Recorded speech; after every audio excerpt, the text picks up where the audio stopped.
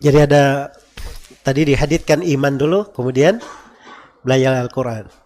Kalau saudara kita tadi sebutkan adab dulu, kemudian belajar ilmu. Terkait adab dulu, kemudian belajar ilmu, itu bukan di hadits ya, itu ucapan dari sebagian para as-salaf dan perbuatan dari sebagian as-salaf.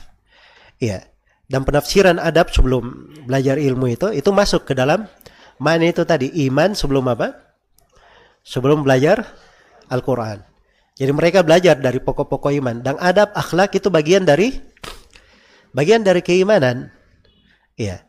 Akhlak yang mulia itu bagian dari keimanan. Cuman banyak orang yang keliru memahami hadits itu.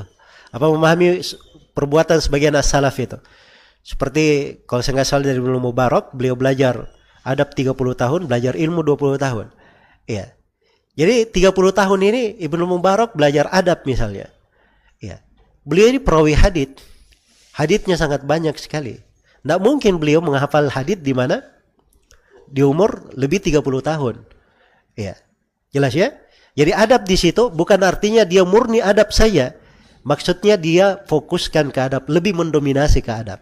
Ada yang lainnya dari pokok-pokok ilmu tetap dia pelajari, misalnya dengar Al-Quran, dengar hadits, tetap menghafal hadits, tapi fikih yang paling banyak dia fokuskan ke masalah apa? Ke masalah adab. Iya. Nah, inilah yang keliru pada sebagian orang memahami belajar adab, cuman adab yang dia pahami juga terbatas.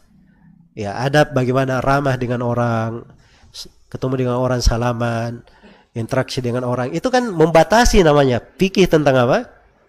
Tentang adab. Membatasi fikih tentang adab.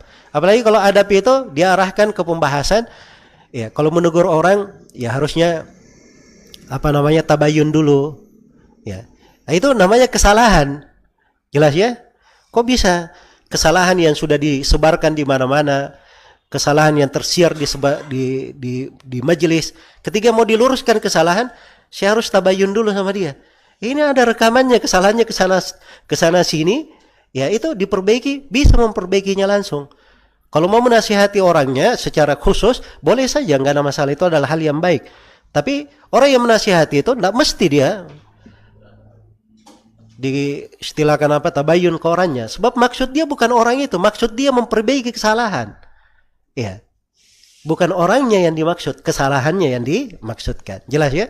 Jadi kalau dihitung itu bagian dari adab. Jadi belajarlah adab sebelum belajar ilmu. Nah, itu nggak benar ya cara memahami.